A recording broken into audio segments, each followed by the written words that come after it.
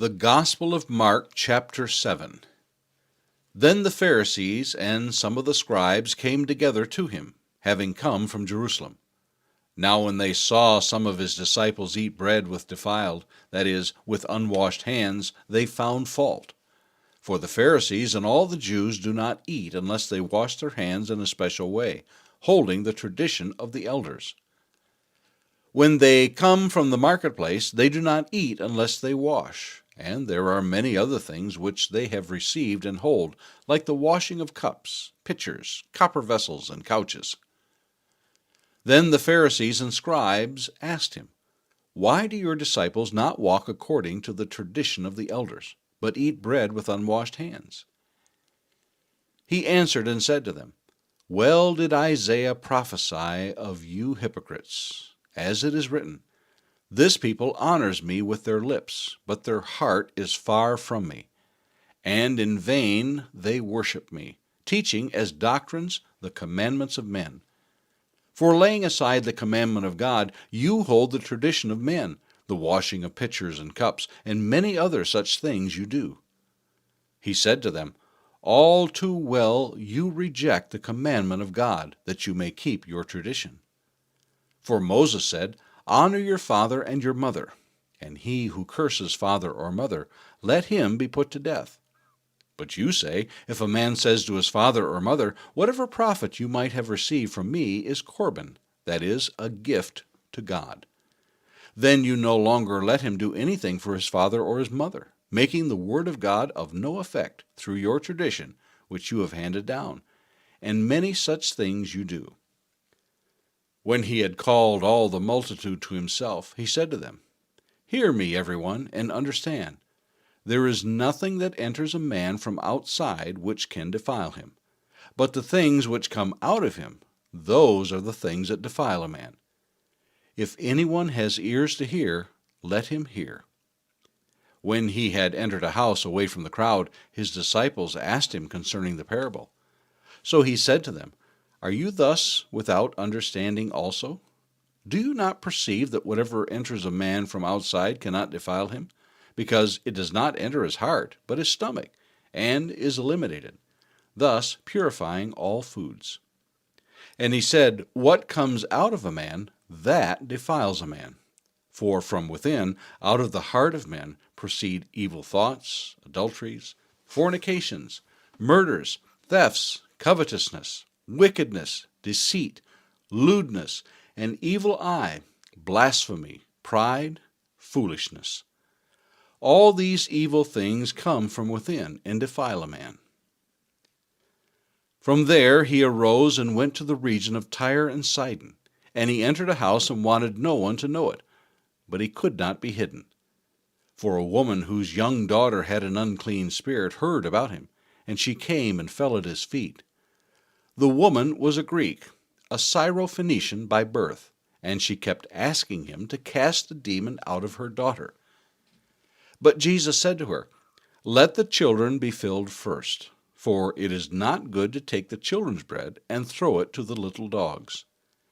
And she answered and said to him, "Yes, Lord, yet even the little dogs under the table eat from the children's crumbs."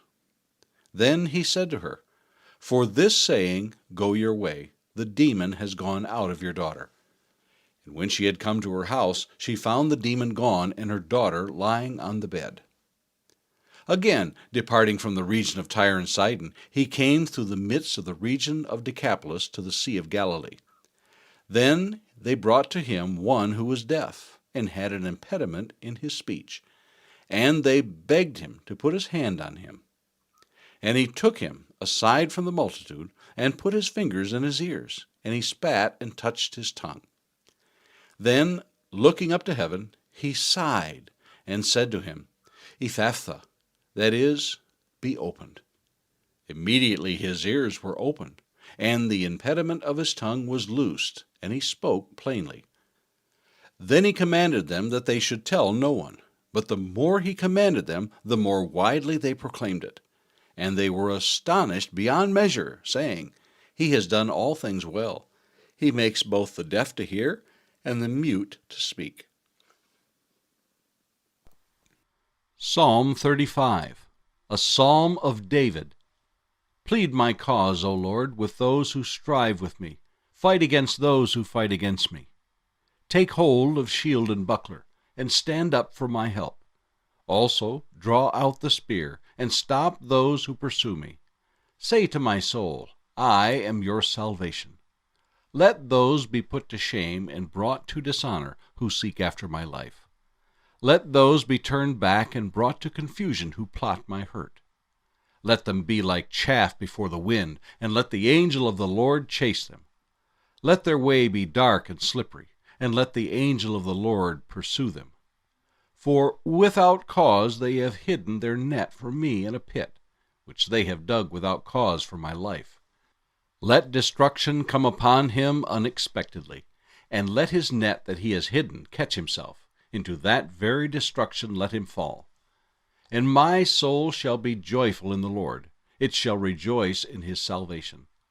All my bones shall say, Lord, who is like you, delivering the poor from him who is too strong for him, yes, the poor and the needy from him who plunders him. Fierce witnesses rise up. They ask me things that I do not know. They reward me evil for good, to the sorrow of my soul.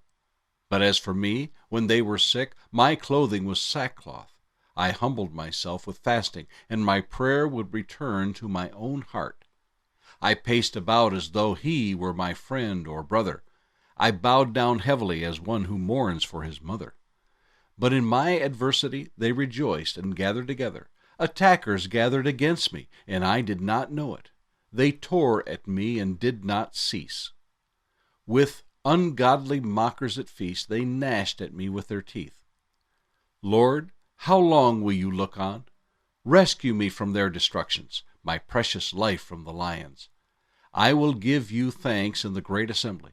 I will praise you among many people. Let them not rejoice over me who are wrongfully my enemies, nor let them wink with the eye who hate me without a cause. For they do not speak peace, but they devise deceitful matters against the quiet ones in the land. They also opened their mouth wide against me and said, Aha! Aha! Our eyes have seen it. This you have seen, O Lord. Do not keep silence. O Lord, do not be far from me. Stir up yourself and awake to my vindication, to my cause, my God and my Lord. Vindicate me, O Lord my God, according to your righteousness, and let them not rejoice over me. Let them not say in their hearts, Ah, so we would have it. Let them not say, We have swallowed him up. Let them be ashamed and brought to mutual confusion who rejoice at my hurt. Let them be clothed with shame and dishonor who exalt themselves against me. Let them shout for joy and be glad who favor my righteous cause, and let them say continually, Let the Lord be magnified who has pleasure in the prosperity of his servant. And my tongue shall speak of your righteousness and of your praise all the day long.